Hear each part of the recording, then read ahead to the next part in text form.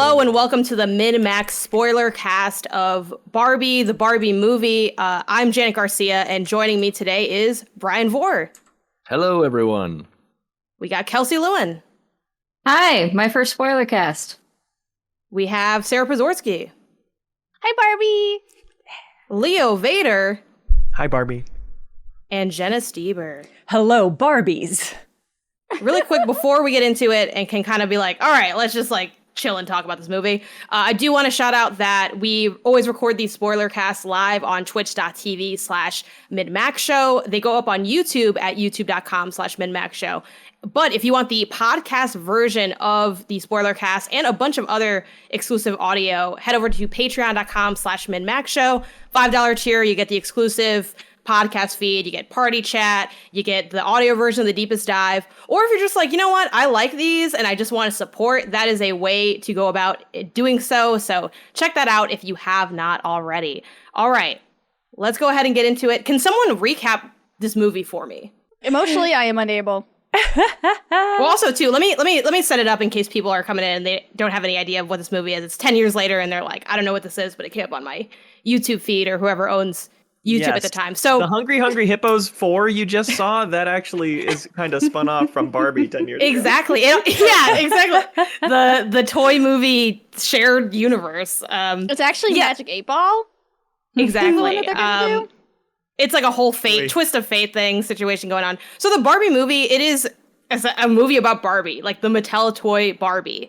It's live action, I guess is worth pointing out, because it's not like the old animated VHS movies. Like, I don't think Skipper ever shows up, and all grown-up Skipper does, but anyway, you have that. It's directed by Greta Gerwig, who also directed Little Women, among a bunch of other projects. It's also written by Greta and Noah Baumbach, and it's worth noting that Margot Robbie plays Barbie, but she's also one of the producers on the film. And did you guys know what this movie was going to be about when you went into it? Because all I knew was It's Barbie, it's Margot, it's Greta Gerwig, it's going to hit, and they're going to have a lot of lore stuff. Because the thing that sticks out to me was like the skating in Santa Monica with the in the outfit of like the doll that set things on fire. Like the wheels would you'd flip them and then like flames would come out. So it got discontinued. So like when I saw that, I'm like, okay, they're going to have fun with this. It's going to be very in the lore, and they're going to be poking more fun at Mattel than I thought Mattel would let them. And that was me going in. But where was everyone else's expectations heading into this film?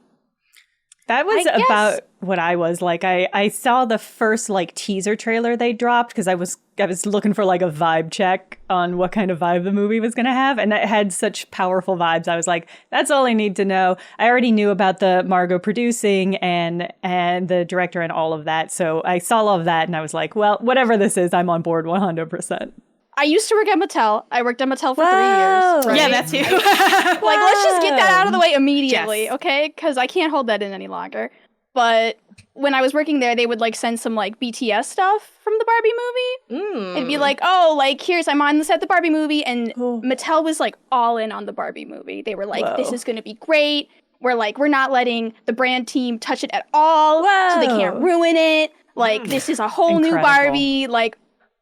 It's going to be amazing. Can't wait for you guys to see it. But, they didn't put in, the content warning of, it will rip your soul out and you will cry. I think I cried through, I blacked out at one point from, the emotional whiplash of the movie.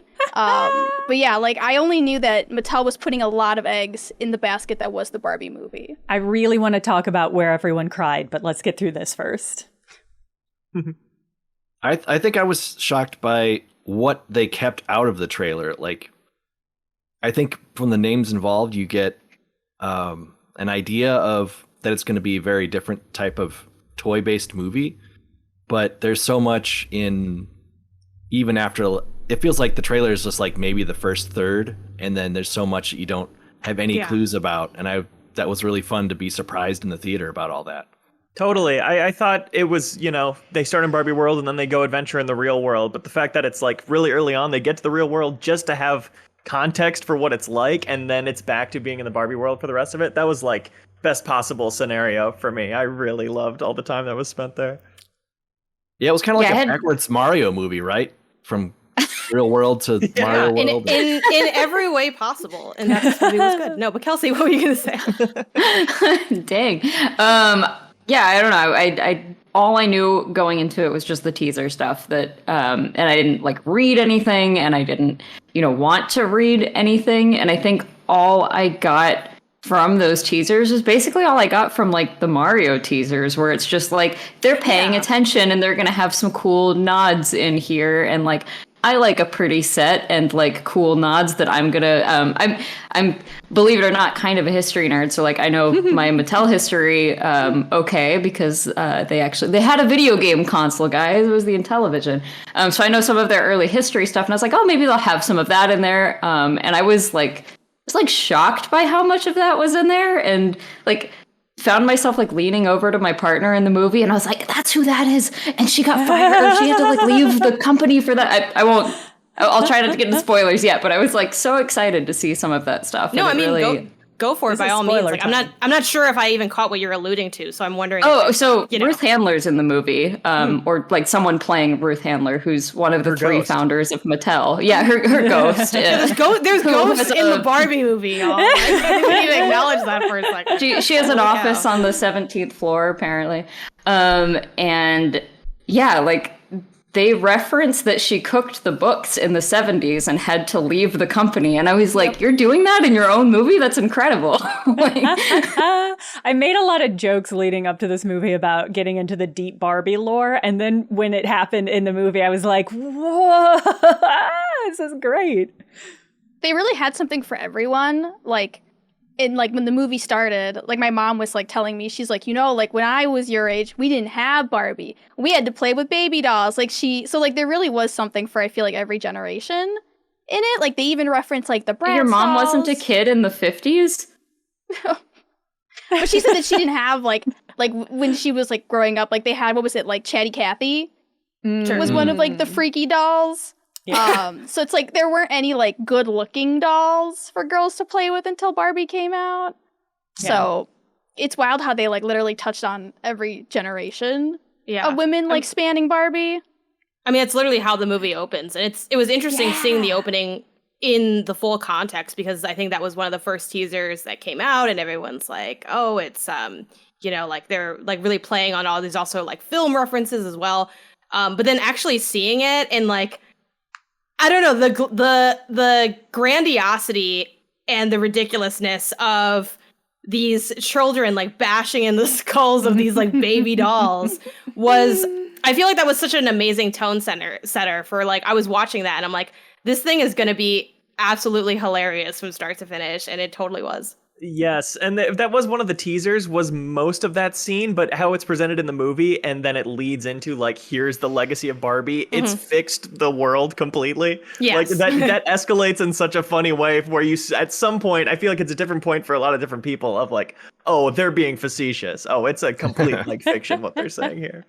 Yeah, I was surprised at that scene, because it was such, like, a powerful film reference. I was excited at how thematically appropriate it was, basically immediately going from like, here's a world where the only toys that girls are given are ones that set them up for motherhood, to here you are as pilot Barbie and president Barbie and journalist Barbie, and like all of these sorts of like career angles for this Barbie. Like that was such a fascinating way to set up this movie. Mm-hmm. But Jenna, back past all the professions is like just such a great shot. Mm-hmm. It just looks beautiful from the start. It was even crazier because like it looked like a commercial. Like it quite literally like was a Barbie commercial. Like the Barbie You Can Be Anything. Yeah, is like it's been running since I was a kid, and they always show like little girls in like little outfits, and like that part I was like, they just remade a commercial with all these little careers and everything. Yeah. A commercial we paid to watch and would pay to watch again. Which, it's funny that they can create space, I think, for that too, while also acknowledging the many shortcomings, the faults, the flawed history, the pulled toys, and kind of, I guess, embrace, like, what I was surprised by was how much they embraced the complicated nature of Barbie, but also, like, it didn't feel like that dominated the entirety of the film. Like that was just one kind of facet of this larger idea of like society as a whole. And then like it spun so many Wheels, I think like a lot of you, I was surprised by how heartfelt it was and how moving it was. So who cried in this movie? And then when did people cry in this movie? We got Jenna, we got Sarah, we got Leo. I cried afterwards. Does that Brian. count? Yeah, I think counts. so. We got I Kelsey. had to like sit with my feelings and cry afterwards. Oh my God. I literally like crawled into bed after I saw that movie and I was like, I'm just gonna lay here for a bit. I didn't cry because I think my toxicity Janet. didn't let me, but like I was moved. Like for me, the scene that really moved me was like the speech was cool. The monologue that what's the name of the character? Because I keep thinking of the name of the actress. The character who gave like that big monologue. I only know her Not actor name. America for the mom. Yeah. What's her character's name? She's the It mom. doesn't matter. Yes. Her character had it. It's like whatever. Well, her character had a name, but I can't remember it. Obviously her speech was moving, but for me the like close your eyes and feel montage was like I think the most moving part of the film for me. I think especially too like Billie Eilish absolutely destroyed with that song that she made for the what was I made for? If you play that song, I will cry. Yeah, no, It's like opening notes. I'm like, oh God. honestly, too, I started like, no joke, I downloaded, I think it's MuseScore is the app, and I looked up the sheet music and I started like playing it, like just like having my Barbie emo moment in the back of my office. Like, you don't understand. You've never been a little girl before. But yes.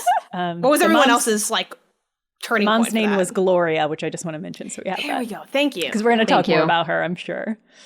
I think for me it was, I'm sure this is true of some of the other women on this panel, but seeing myself so much in Sasha and like that was 100% me at that age. I actually never really played with Barbies much as a kid because even younger, I was like already in that sort of like toxic mindset, I guess, you know, just like, no, she's not cool. She's just like a bimbo doll, you know? Like, I don't want to play with that. I want to play with Hot Wheels, which is also Mattel. So, you know, whatever. Sounds like attaching.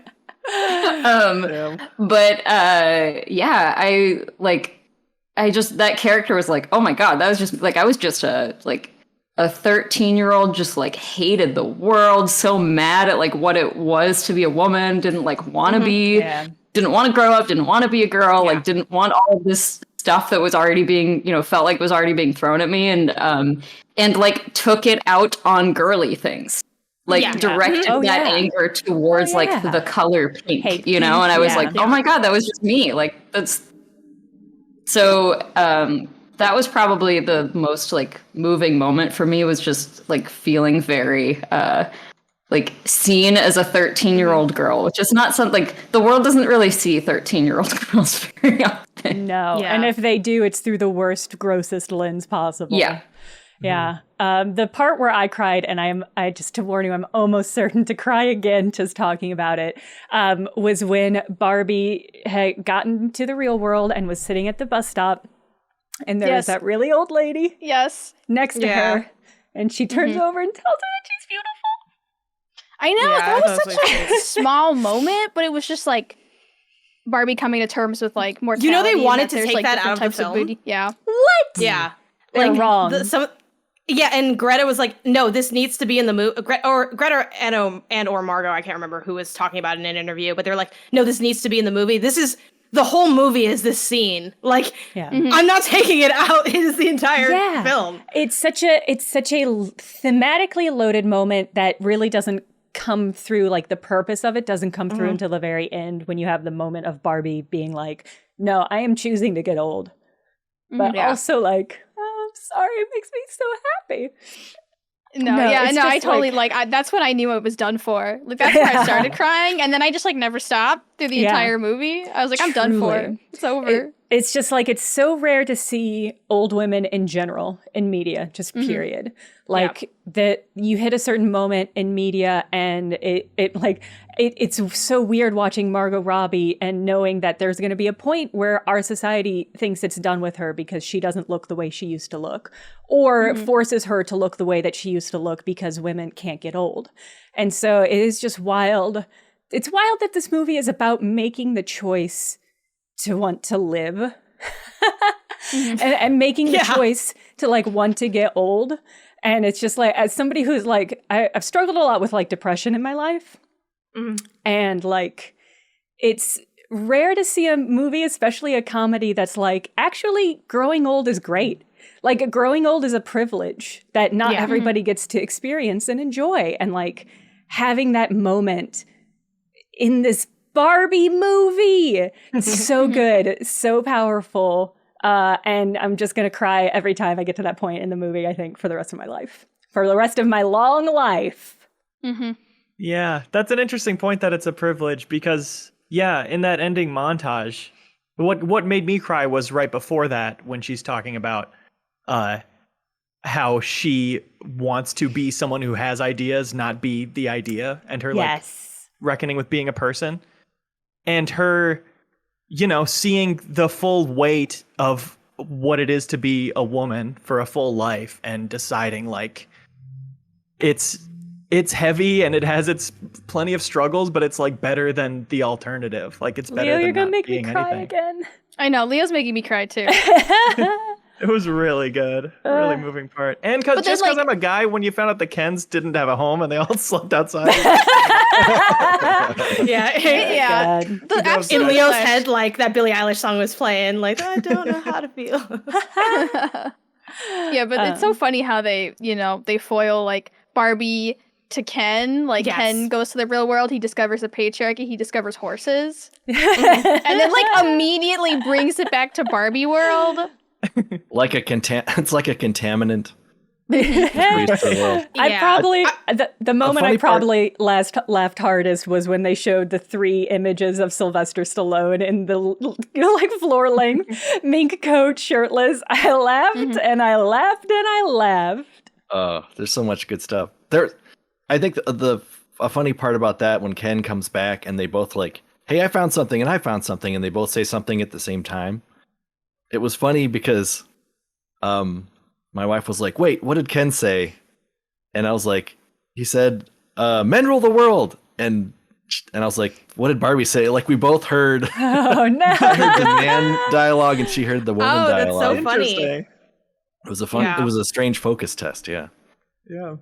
I think too, like even though everything was approached with humor in the film for the most part, or in like a few like key heartfelt moments, I did actually feel sad when like Ken brought back the patriarchy to Barbie world, because I'm like, no, it's ruined. I'm like,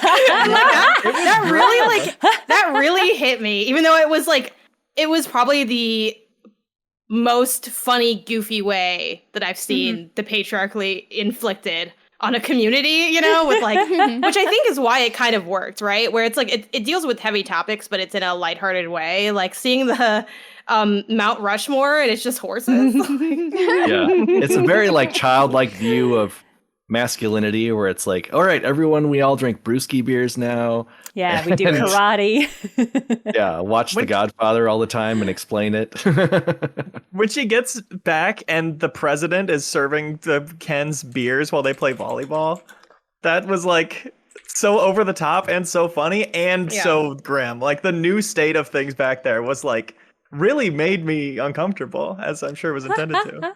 The line that did it for me was the one of the Barbies who I think was like a doctor or something, who was like, I don't have to think anymore. It's like a spa day for my brain every day. Oh yeah, I know. Oh my gosh. I thought that this is another one of those like almost like metatextual moments where their representation of like Barbie world as like a matriarchy is so different from what patriarchal media perceives matriarchies to look like, because like when you see, because there's like no shortage of like weird like Slider episodes or TV episodes where it's like we went to this alternate universe where women rule the world. Amazonian. Yeah, exactly. Yeah, and it's exactly the same as the patriarchy, except that it's women like slapping men's butts and men are all the waitresses, and it's like, well, that's you've just like replace. This is still a patriarchy. It's just like women are in charge, which is such a weird way of thinking about it.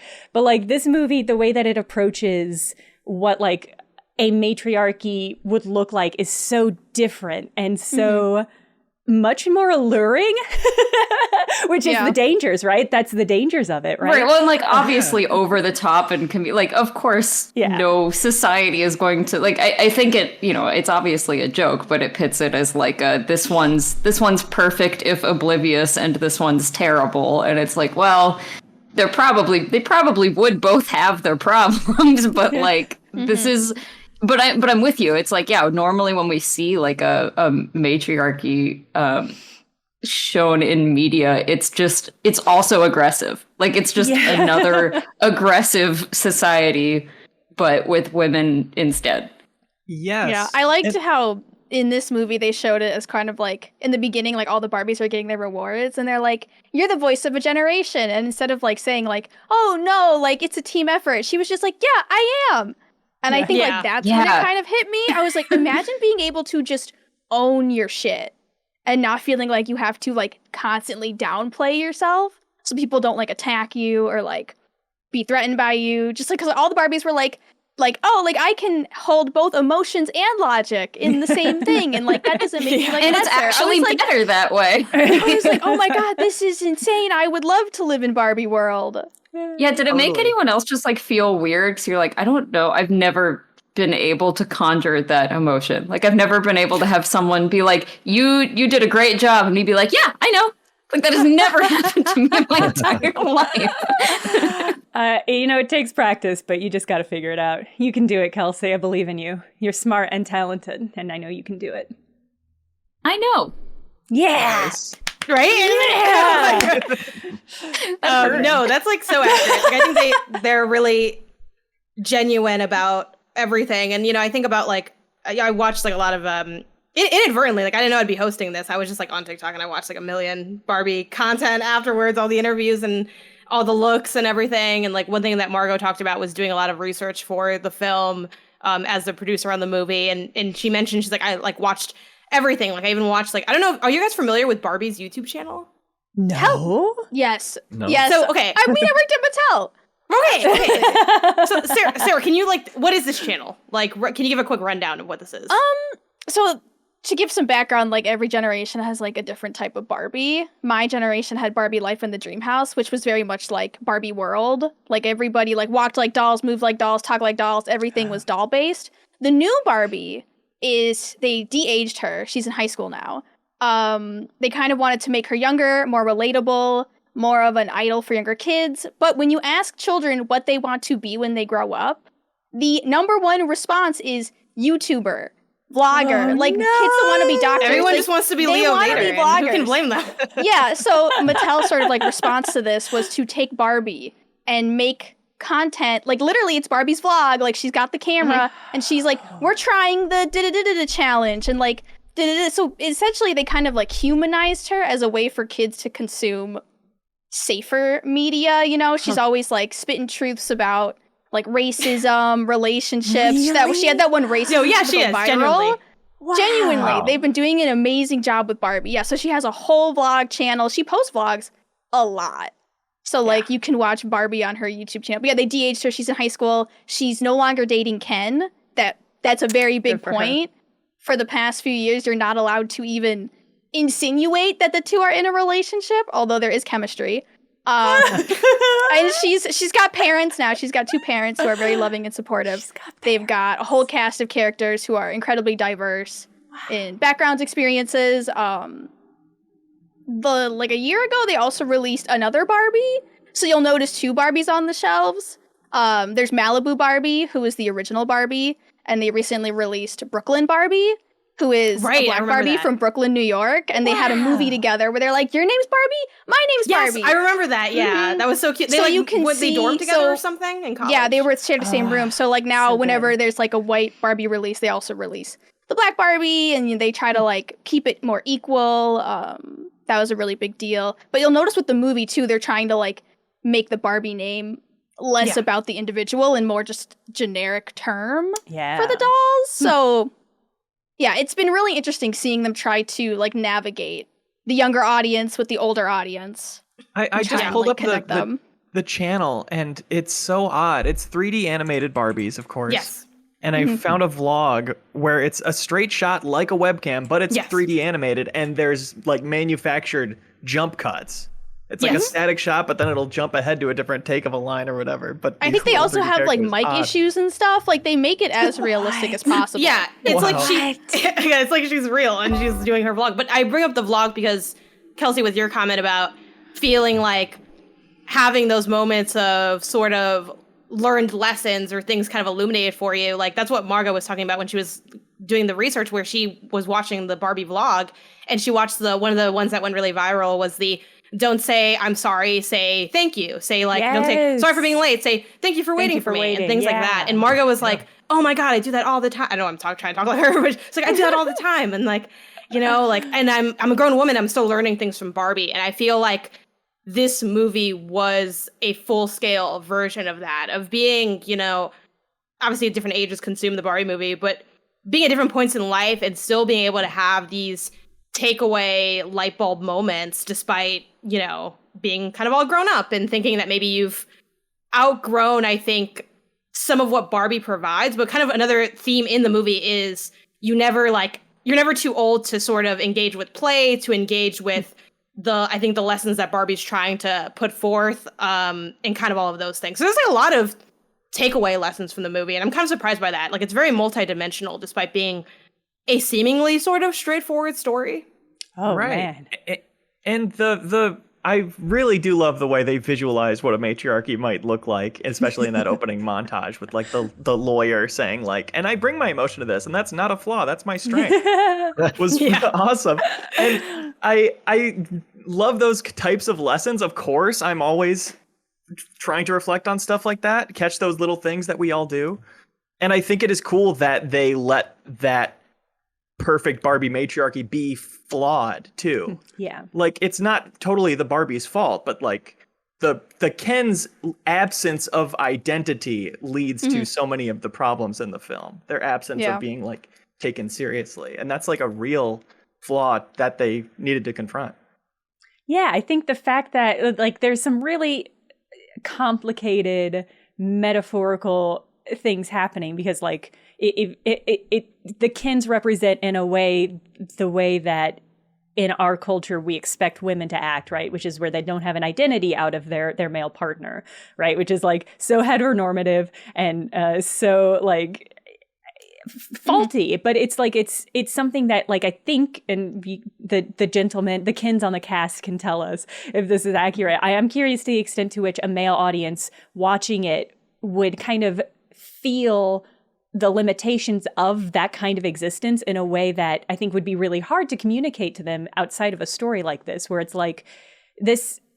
They're so like the character that Ken has and the character arc that he is struggling with is the thing that is taken for granted for like most like female characters in action movies, which is that they don't have a family or friends or story outside of being like the love interest for the main character. And so the fact that Ken is that, but then also struggling with that is like, I'm just so fascinated at what your experience watching that was.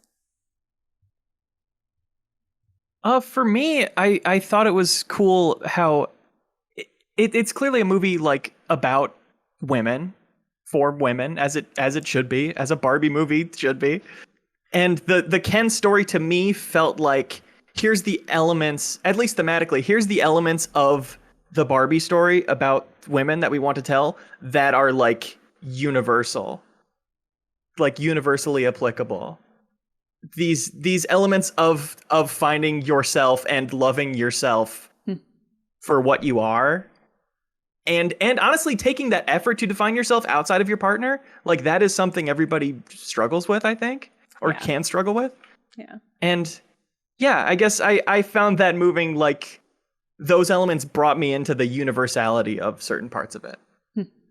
Speaking of universality, I think something I was concerned about going into the movie was how they were going to approach Barbies.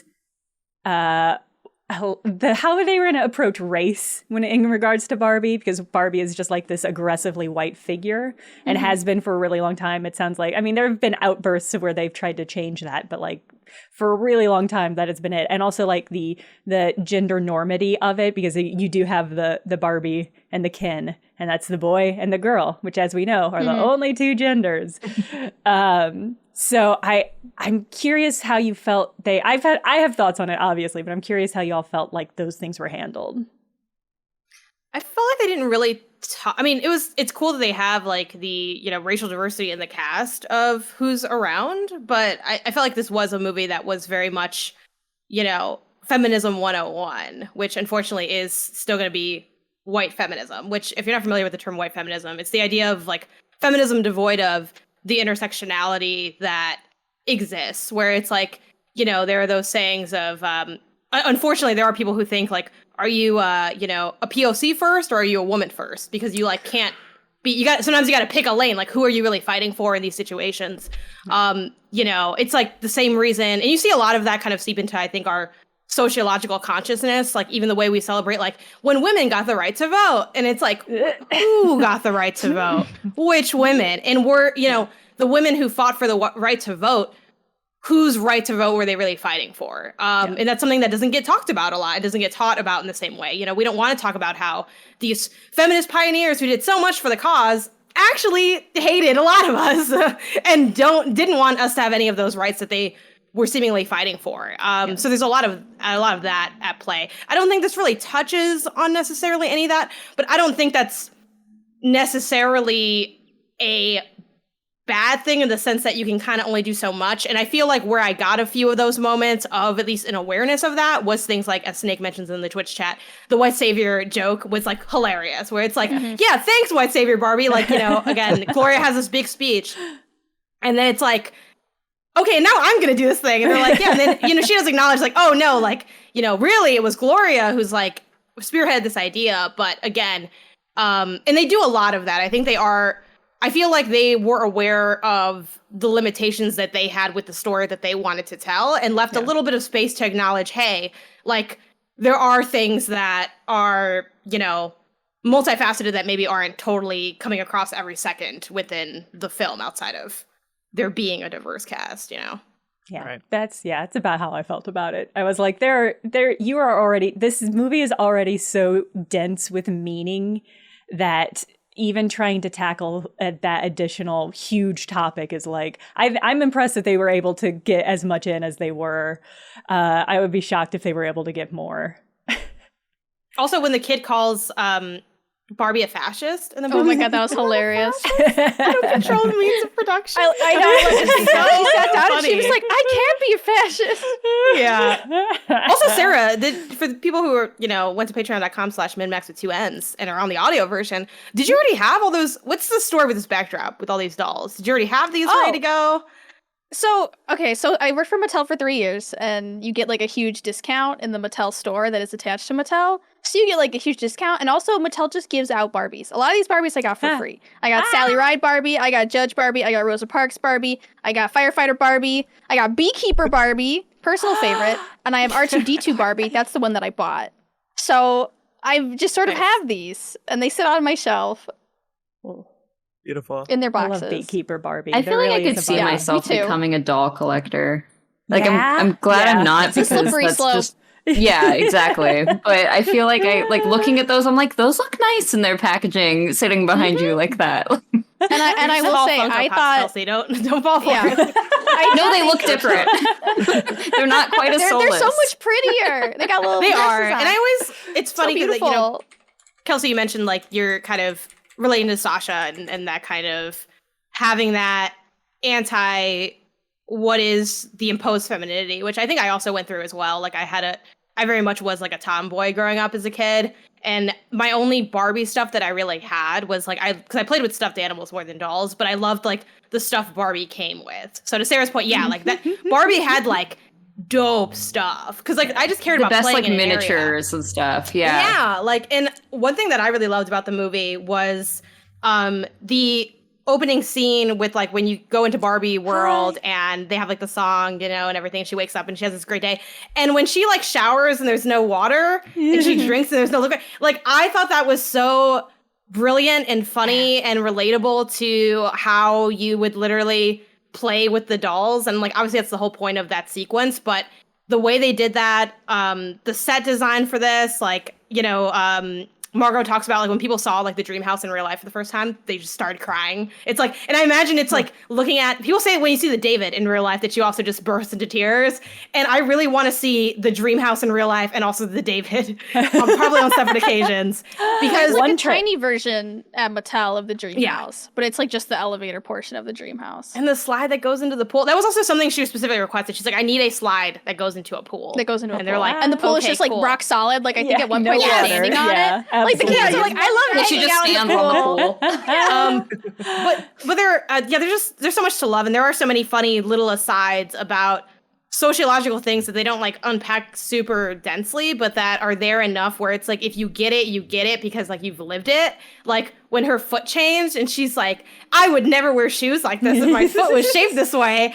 And I was like thinking about that as I was wearing my like impossibly uncomfortable sparkly boots that I only wear for the aesthetic because they do not feel comfortable to wear. Yeah. And yeah, so much of this was like, you know, that's kind of what I think true representation is, right? Where you see something and you're like, yes, like this is, I felt this, I feel it, I live it, and I'm seeing it, and I'm enjoying it and taking it in amongst other people that get it. And you're kind of have this moment of camaraderie with the media, which I was surprised to have felt so strongly in the Barbie movie.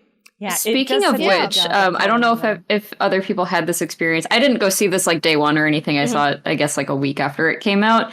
And still, the theater was like, it was mostly women. They were mostly, I wore pink. They were all wearing pink for the most part. And like, just, I don't know, the energy of the people, like I was sitting in a good row. So the row was like completely full. And it was, you know, again, mostly women. And like, they were reacting to the same things I was reacting to in much the same way. And like, that's just I don't know, that feels, it's a very like human moment to just be like, oh my God, yeah, we're all feeling this like the same way. We're all feeling it. Yeah. And it so rarely happens like, for women on right? the big well, it's screen. Like, I have that. never like, had an original so experience. Rare. Was when I was watching like the Barbie movie with like the Pride and Prejudice and like, you know, oh my God, binge watching Sarah, Pride and Prejudice. Can you please talk about that scene? Because that is, I forgot about that, and it was one of my favorite scenes in the entire movie. I don't quite, it was like they were describing, were they describing Barbie? It was like existential Barbie? crisis or depression Barbie. Or like, Barbie who just like, you want to go out, but instead you're just going to stay home and look at your social media of other people going out and feel bad about yourself. And then, binge watch like Pride and Prejudice. I was like, wow, we've all the BBC Pride and Prejudice. The specification of the call line. Right. Yeah. It was like a very specific one. Yeah, with Colin Firth, and they had the exact scene where he is like, maybe we get married, and she's like, you have been nothing but rude to me, which is such, again, a really funny loop into the general themes of the movie. So good. I also don't want to let this go by without bringing up Weird Barbie, how great Kate McKinnon was in this movie. So good. Even though I didn't have any Barbies growing up, you know, you go to a cousin's house or a friend's house and you've seen many of the Weird Barbies. It's like always inexplicitly in splits and... My Weird Barbie was a Jasmine doll, like from Aladdin. I had an Aladdin Jasmine, and I never played with the Aladdin because he had plastic hair, and it was gross. But the Barbie had like had like Barbie the flowing hair in like the Jasmine style, and I have just distinct memories of my sister making me cut all her hair off because she was my favorite Barbie, and my sister was mean, making me cut all of Jasmine's hair off, and I remember bawling my eyes out after it was done because you can't undo it, and that's just so like horrific. It was a bad memory, but making you do it. Yes, not they simply that's not a real jigsaw. It's like digging your own grave, kind of. Mutilate your Barbie for me. She'll look so much better with short hair, Jenna. I genuinely did not cut my own hair until college, so I had just super long hair throughout high school, and it's because of things like this. But seeing Kate McKinnon with the wild, like clearly a Barbie skull cap that had been chopped up was just like, that's my Weird Barbie. Y'all have weird Barbies? Yeah.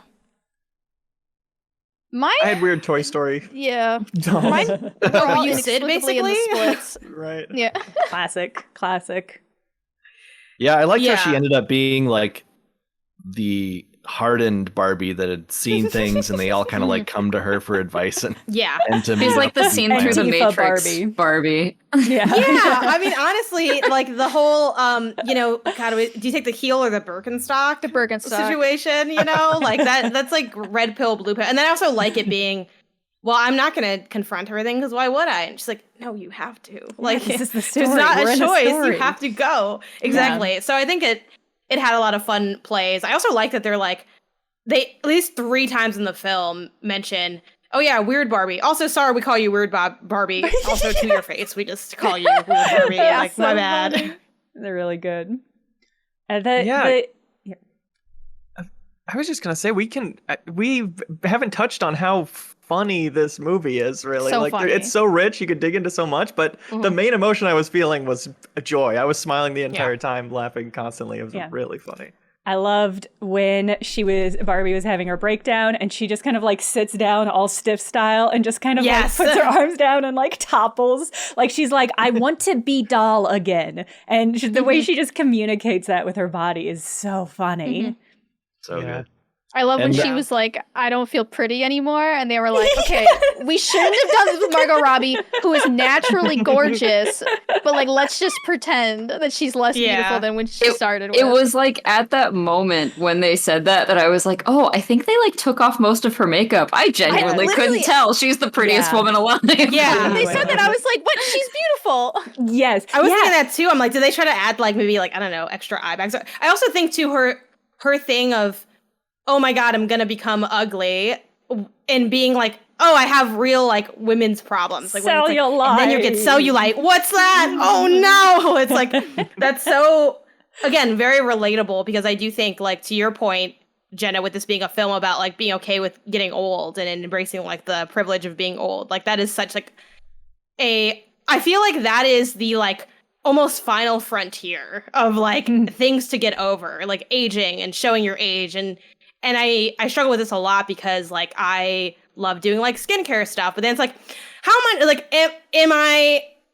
much do I want to avoid being afraid of being old and looking old and like and trying to fight against that while also like getting to enjoy things. Like it's so hard to enjoy things, and I think this film grapples with that a lot. Back to like really funny stuff though, like Alan carried this movie. I loved Alan. The cast, everything about Alan was perfect. And then again, like it's so rich if you know, which I didn't even think I knew a lot of Barbie stuff, but just from like the internet and like my algorithm, like I knew a lot of. They're like, oh yeah, there's Alan, and like he was Ken's friend, and he could fit all his clothes, and everyone's like, I think we need to not have this doll because of the implication.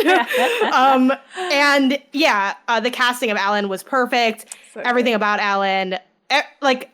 There's so much good stuff in this movie. The Mojo Casa house also carried as well. Of course.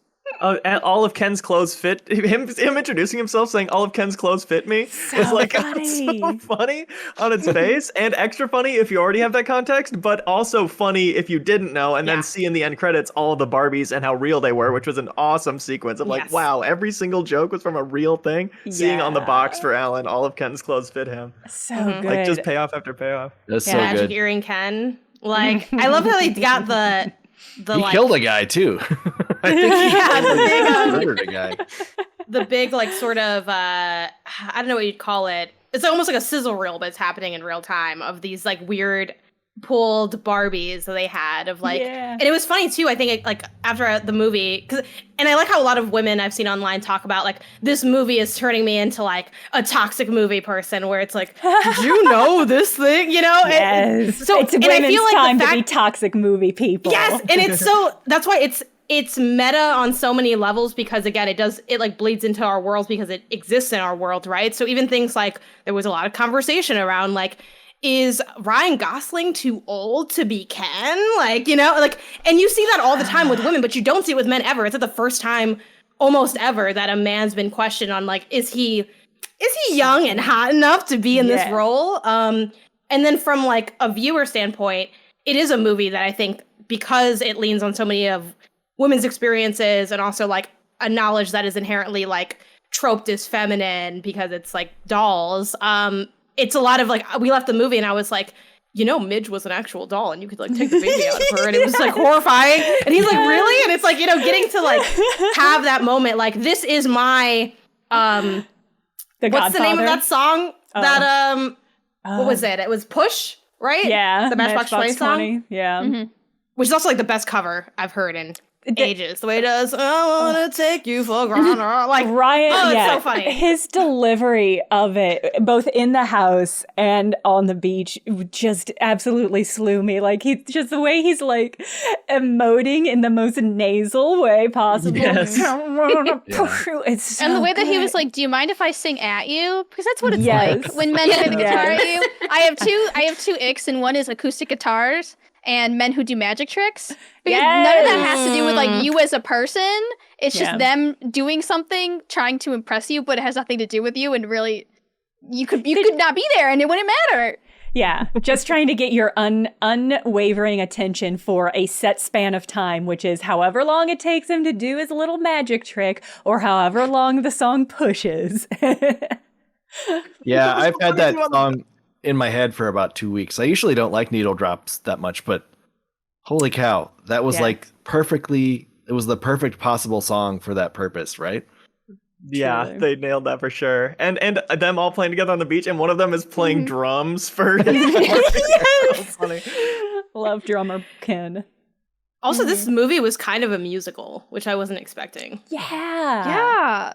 Oh, Yes, it was. the Ken kind of psychedelic dance, right? Yes. Oh yeah, I'm just Great Ken. sequence. Which also like I'm a little salty that I feel like some of my favorite musical moments are the Ken ones because it's Barbie's movie. I was gonna say that. But I'm just Ken. I've been singing that like for days. Yep. Like it's so catchy.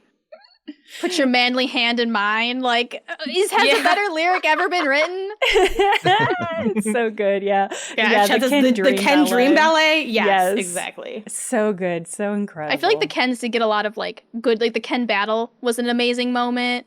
And I feel like the Kens got to do a lot of the levity in the movie. Yes. Whereas like the Barbies were the ones like really fighting the uphill battle. And the Kens, while they were, they were antagonists, but like in a way they were displayed as just like naive and ignorant. Like they didn't really know what their own actions were doing to the Barbies and they didn't care, but like they still got to come out the other end as kind of like the comic relief. Meanwhile, Barbie's like having an existential crisis. Like the Barbies are like falling over and they're like losing their minds and you're like, oh, yeah, it is like that, isn't it? Yeah.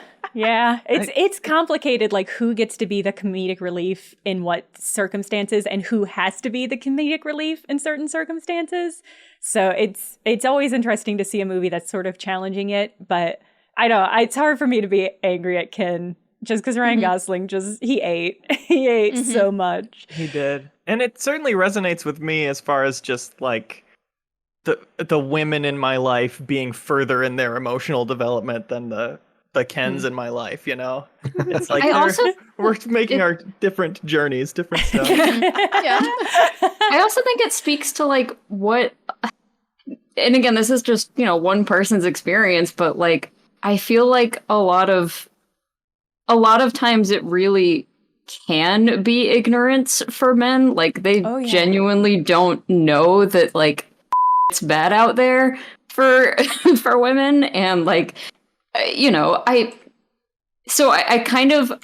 feel like that is an appropriate way to do that because painting everyone as doing it maliciously is like probably not a good idea because I mean, many men are not doing it maliciously. And I think it's fair to give them like a little bit of, the ignorance out, which is kind of how they painted it in this movie.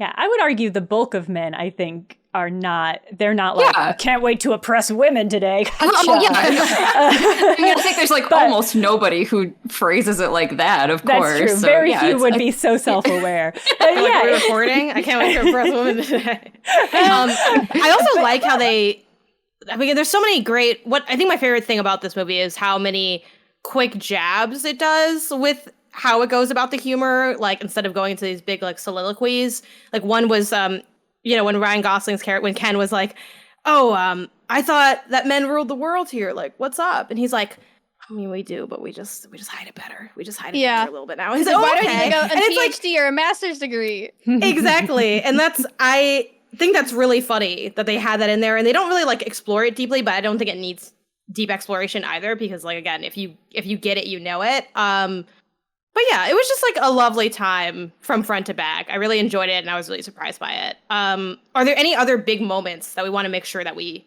touch on to fully be spoiler cast? I definitely want to ask, with Sarah's Mattel experience, how accurate the executives were. So here's the really weird thing, right? It's because like they put that fake Mattel building in there, which isn't the actual office, and they put a bunch of Mattel signs on it, but the actual Mattel office building, maybe they just couldn't film there, but there's a giant, bigger than the movie, Mattel sign out front. The entire lawn is trimmed in the Mattel logo. Like, I would argue the real, like, I showed Leo where the building was when we were driving through LA. I was like, there's Mattel. Like, it's already a huge skyscraper, you know? The inside is definitely a lot more colorful. It's not gray, but I will say the building that I worked in, which is what they called the tower, which is where, like, the non-creatives got to work. Very accurate. Gray. I had a gray cubicle. The floor was gray. My desk was gray. The chair was gray. Like, it's incredibly accurate. Of course, like, it's decorated with Barbie stuff, but, like, a cubicle experience, I will say. The Barbie team. So weird. But also, that's how Nintendo's decorated. In not it's the one here life. in America, but the Nintendo in Japan is like, gray walls, white walls, just totally. And like that will never stop being weird to me, that like creative things are supposed to happen in that environment. Like, work is work. I will say the Barbie team is almost entirely women at Mattel. And the Hot Wheels team is more men, but more women. So like the toys, apparently, they were telling me this at the Barbie picnic. Mattel a few years ago, if you were a woman, you were on the... What does this mean? Well, when I was at my corporate gathering, aka the Barbie picnic. Okay, great. Where you do a bunch of Barbie stuff and we celebrate our Lord and Savior Barbie. Great. They were explaining to me that if you were a woman at Mattel, you would just automatically kind of end up on dolls, Barbie, Polly Pocket, like that's where you just ended up. And if you were a man, you'd end up on Hot Wheels, you know, action figures, He-Man. Like, they literally split it by gender. And it's only within like the last like 10 years or so that they've started moving away from that and sort of like mixing the teams up a little bit more. As like the toy aisles are also getting mixed up by gender as well. Yeah. Lately. Mattel, if you're listening, I just want you to know that I played with primarily Hot Wheels, and I played with them like Barbies. Like, they had their own backstories, they got married, like, you need to... There's an intersection here that totally works. Incredible. That's awesome. Yeah. I wanted to circle back and talk a little bit more about that final scene in the white box where Barbie is talking to Ruth about becoming a real human girl. Because when I was watching that, and this is partially because I just finished rereading it, but it struck me how much of a Sandman moment it was. The Sandman comics, have any of you read those? None of you have read them? Okay, well. I read half of them a long time ago. But I cannot recommend enough picking them up. I think they still hold up. They're really incredible. They're such an important comic, but it's a comic that is about stories and the power of stories and how stories get made and how they kind of spin off. And so it is like the story that it is, but it's also like this very meta story about stories. And this movie, I think at the end, is very much like a story about Barbie, but it's also a story about what Barbie is and what Barbie means. And I've alluded to this in some of the other conversations we've had about this, but Barbie is such a controversial figure in our society and has so many meanings for so many different people. And even for an individual person, or the meaning that she will have will change throughout your lifetime. And this movie has introduced like a whole other kind of change for what Barbie means to people in our society. And I think that's fascinating. But that white box scene in particular is such like this apex moment of like, Barbie is a doll. She is a literal object, but she represents women in so many ways, including the ways in which our society perceives women as literal objects, not human beings. And so that moment where she decides to no longer be an object and start being the person telling the story and being the person living her own life instead of being the one who is played with, right? Who is the object, is such this fascinating moment where she is like metaphorically overlapping between she is this object, this doll, but she is also like this real person. And the layers in which that works as both a literal plot point in this movie where she is literally becoming a human, but also this metaphorical plot point where she is deciding to not be an object. She is deciding to be in control of her own story is wild. And I just want to emphasize that because that is such a conceptually difficult thing that this movie pulled off, and it's wild. It's wild. Totally. Yeah. I want to just bring up real quick, like, because at the end of the day, we are talking about like a toy and like a corporate product, and like this is making Mattel a ton of money. And I feel like the only possible way they could have made this in a way that like made us at least want to engage with it and not roll our eyes at it is to be as self-deprecating as they were. Like I think you know, I loved that in the movie, but also when I think about it, I'm like, if they hadn't done that, like all of this amazing meaning they wrote into it might have just come across still like very corporate, we're trying to sell a doll kind of thing. And and like it's still, at the end of the day, it's still like, you know, they are still selling dolls from this movie, right? And like I'm wearing more pink than I used to and everything. But like I don't know. Like I think it was very smart to do that, and they needed to do that because otherwise I don't even think we'd be like having half these conversations. We'd just be like, yeah, they sold us some dolls. So they had to basically like come out there and be like, we had, you know, one of the founders was like cooking the books, and we had all these failures, and also Barbie represents a big bimbo for most people, and like, you know, they had to like really be like, Barbie's got problems, we've got problems. Okay, now please listen to what we have to say, because otherwise, I would not have cared at all. A woman CEO in the 90s at one point, maybe. Like, where's the woman who's in charge of Barbie? Yeah. It was great to see. Did you guys?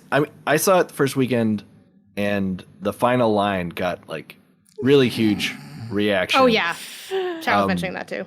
Did you guys find that as well? Yes. Can you say what the final line was? Yeah, Brian, can you say that for us? Yeah, Brian. It was like it was something. It was like it's been a couple weeks, but it was basically like, I'm here to see my gynecologist. Yeah. Yes. This is great. It was really no, genuinely. It was so funny because they set it up so perfectly to be, this must be her job at Mattel. Like, she's working there now. And then for her to be like, I'm here to see my gynecologist is hilarious for several reasons. One, the meta of, you know, when you take Barbie's clothes off, like, she doesn't have any, she has shapes, but not like actual parts, right? And she mentions that in the movie, like, we don't have any genitals. And they're like, that's okay. I love people like, I have all the I actually have all the genitals. Yeah. Ken doesn't know what that means. She was like, I've got all of them.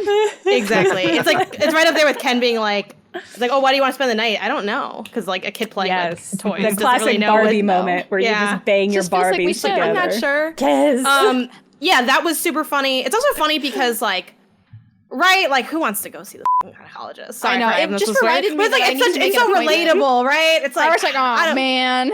It's like, I don't know. You're gonna what kind of news are you gonna give me, right? It's like think of how bad the dentist is. Double it. You know what I mean? Like, it's. I felt like it had that energy to it, and it was like one last laugh and moment of levity in what was just like kind of a soul-crushing scene. I also did find it funny that like the movie's so heavy at the end, and then the credits go, and it's Ice Spice's version of Barbie World, and I'm like, this is like way too light for like where I'm at mentally. Like, I can't embrace this song right now. Yeah. Good movie. All right. I think any final last, very, very last words that anyone wants to get off their doll chest? I hope movie makers actually learn from this, so they don't just say like, "Oh, more IP in movies." Yeah, and it's not like you know. Well, that's like already. It already sounds like that itself, but yeah, it already sounds like that's what Mattel is doing. They're like, yeah, this is going to be a whole cinematic universe with Hot Wheels and Magic 8 Balls. This is like 2 years ago. We've got Polly Pocket's going to have a movie. They talked about the Magic 8 Ball movie. Hot Wheels is having a movie. I don't think they're gonna try to make it like the Barbie movie, but I also hope that they just don't do it. Just don't That's do best it. case scenario for sure. If you don't have anything to say, don't say it. This movie made way too much money for them to not do it. But if they are going to do it, if they keep this same philosophy of like complete firewall between, like, hire good creative people and keep a complete firewall between the creatives and the brand people.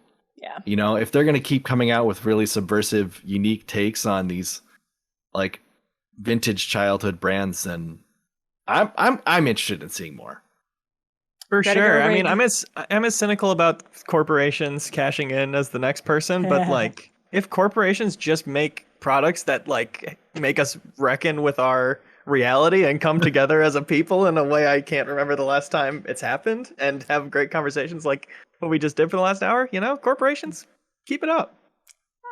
I was going to say Greta Gerwig is a genius, and I think Margot Robbie is a genius. I think they're both extraordinarily talented, and I hope they have long careers that I can continue to follow for a long time. I agree.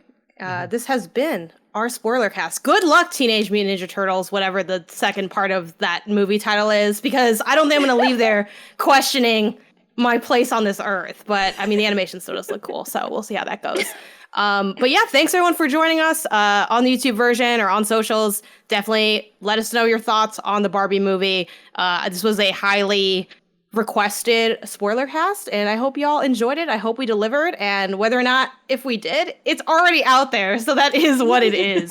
Thank y'all for joining us on here, and again, a reminder that you can go to patreon.com/minmax to get the audio version of this spoiler cast, as well as all our other spoiler casts, all our deepest dives, party chat, a whole bunch of stuff over there. So let's be good, have fun, and go. Bye, Barbie. Bye, Barbie. Bye, Barbie. Bye, Barbie.